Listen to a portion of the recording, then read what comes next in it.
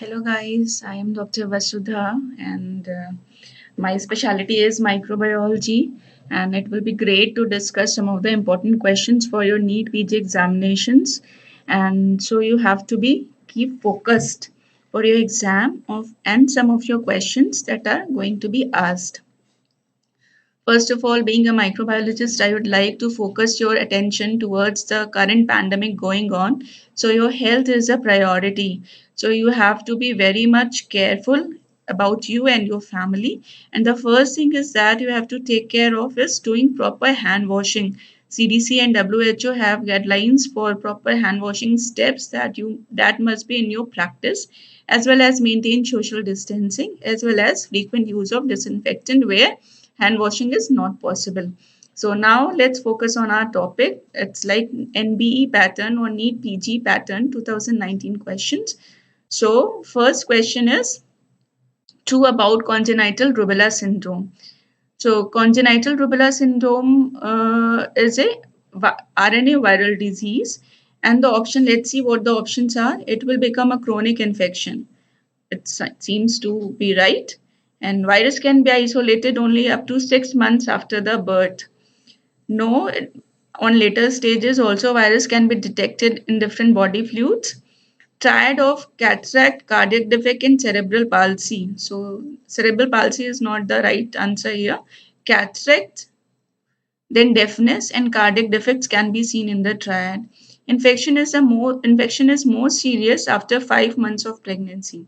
No earlier the infection, more the higher risk of getting the infection. So first trimester is the most critical part for the congenital rubella syndrome to be infection to be acquired, and later pregnancy the infection is not that much severe.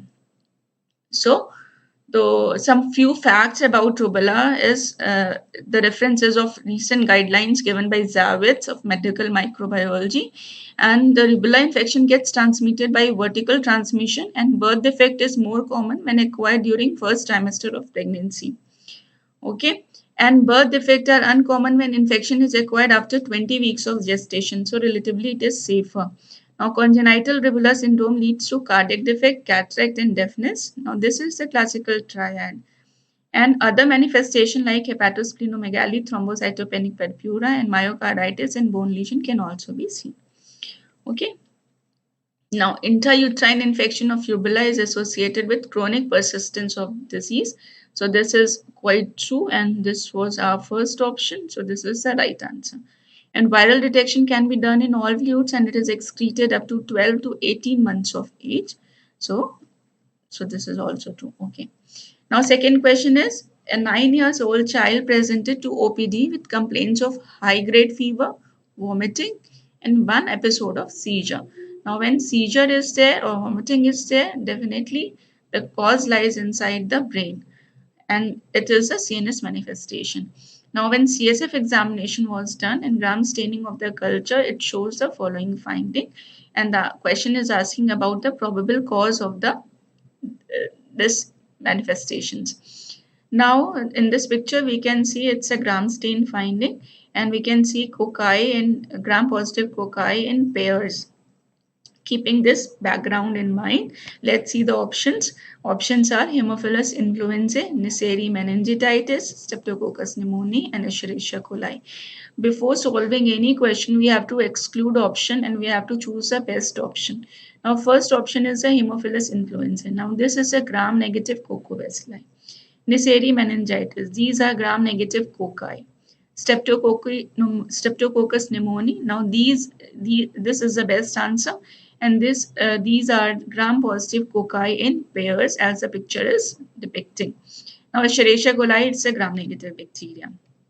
Some few facts about Streptococcus pneumoniae from Anant Narayan is that gram staining clearly shows gram-positive cocci. Gram-positive means violet or purple colored in pairs, and classical image of Streptococcus pneumoniae or pneumococci. Clinical feature also helpful to confirm the diagnosis.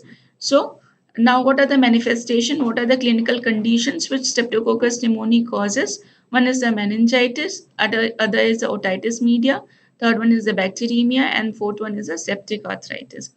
Now, sometimes clues can be given in the question, which itself points that this is the right answer. What are these clues? One is a splenectomy patient. Whenever patient is splenectomy, Streptococcus pneumoniae becomes an invasive pathogen. Chronic alcoholic, sickle cell anemia, when these clues are given, most probably the answer is Streptococcus pneumoniae. Now, third question, HIV patient presented with diarrhea. Now, the patient is HIV, patient is immunocompromised. Instead of being immunocompromised, he is having diarrhea. Now, to be more specific, he must be having persistent diarrhea. On stool examination, following acid-fast organism was seen. Now, the question is not asking about what are these acid-fast organisms. It is asking about drug of choice for this patient. Now, these, when we look at the picture, we can see spherical acid-fast structures can be seen. Now, what are our differential diagnoses? What are the acid-fast structures found in stool? So, one is the Cryptosporidium parvum, other is the Isospora belli, and other is the Cyclospora catinensis. Now, let's see the options are treatment options are like cotrimoxazole, nitazoxamide, primaquine, and niclosamide. Now, let's exclude one by one. Cryptosporidium parvum will be very small in size. Isospora belli will be elliptical in shape. So best option is Cyclospora catinensis, which are spherical oocysts 4 to 5 micrometer in size. Okay. So this Cyclospora catinensis will be larger in size, and this picture which depicts is oocysts of 4 to 5 micrometer size, so it is suggestive of Cryptosporidium parvum. Now, for treatment for Cryptosporidium parvum in AIDS patient is nitazoxamide. For others, parmomycin or spiromycin can be also given. Isospora belli, cotrimoxazole is the treatment of choice. And for Cyclospora catinensis, which is a self-limiting condition, in severe cases, cotrimoxazole can be given. Now, next question is a person working in an abattoir presented with a malignant pustule on hand. What is the causative agent? Now, let's see the options. What are Clostridium botulinum, Clostridium perfringens, Bacillus anthracis, and Streptococcus pyogenes. Now, abattoir is a place where handling with birds takes place. It's a farm kind of thing where we handle birds. And malignant pustule is directly indicative of Bacillus anthracis. Whenever the malignant pustule will be in the option, Bacillus anthracis is the best answer. Now, this is a picture of malignant pustule with central black eschar, necrotic ulcer with central black eschar, which is suggestive of malignant pustule. Now, few hints from Anand Narayan and Panikkar is that abattoir who has contact with animal product, we will think of anthrax. Classical malignant pustule is seen in anthrax. It usually occurs in face and neck. Papule is the site of the entry, followed by vesicle and necrotic ulcer. Lesion is characterized by cutaneous anthrax and central black eschar, and this lesion is known as malignant pustule. Now, investigation of choice for neurosyphilis. Now, syphilis treatment will differ. For neurosyphilis, treatment will differ. Now, what is the investigation of choice for neurosyphilis? So, VDRL, FTABS, RPR, and TPI. Now, VDRL and FTABS can both be the correct answer, but the VDRL is the best choice. Let's see how. Now, sample for diagnosis for neurosyphilis is CSF, and only test that can be done for neurosyphilis is VDRL and FTABS. The diagnosis of asymptomatic neurosyphilis is made in patients who lack neurological symptoms and signs, but who have CSF abnormalities, including mononuclear phagocytosis, increased protein concentration, and CSF reactivity in VDRL test. When VDRL test is negative, FTABS can be done to confirm the diagnosis. Ideally, both tests are used for diagnosis, but when you have to choose a single best option, VDRL is the best option according to CDC and Mandels. Next question is diagnostic method of choice for leptospirosis. Now, cold agglutination test done for Mycoplasma pneumoniae. MSAT, MAT, latex agglutination test. Best option is microscopic agglutination test. which is specific test for leptospira.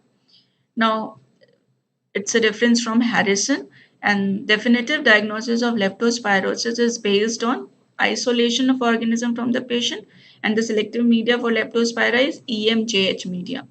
Now, second, how do we confirm is positive result in polymerase chain reaction, that is a PCR, or seroconversion or rise in antibody titer that we look for in microscopic agglutination test.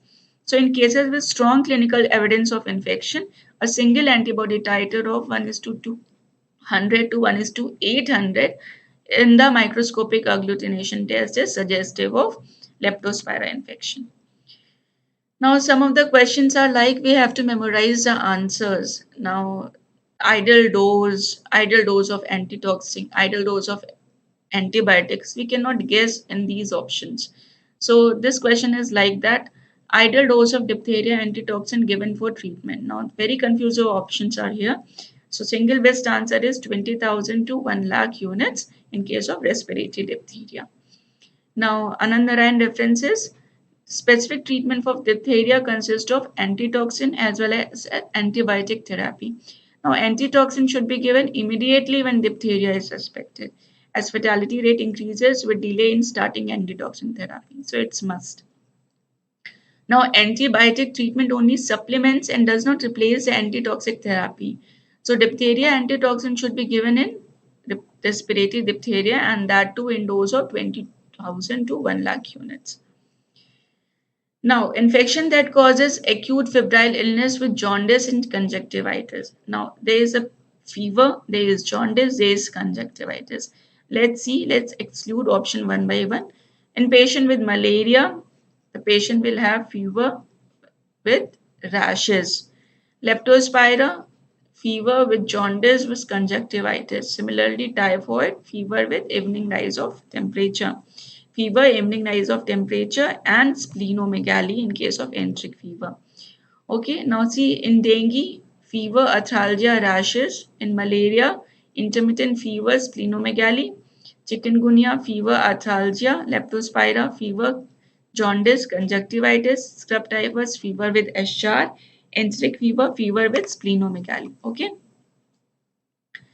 Now, this was a few questions which I have discussed here. I have some more question. I will be discussing it in my later presentations. Till then, you stay healthy, stay connected, and kindly subscribe to the channel, share, and let me know your feedbacks. Thank you so much.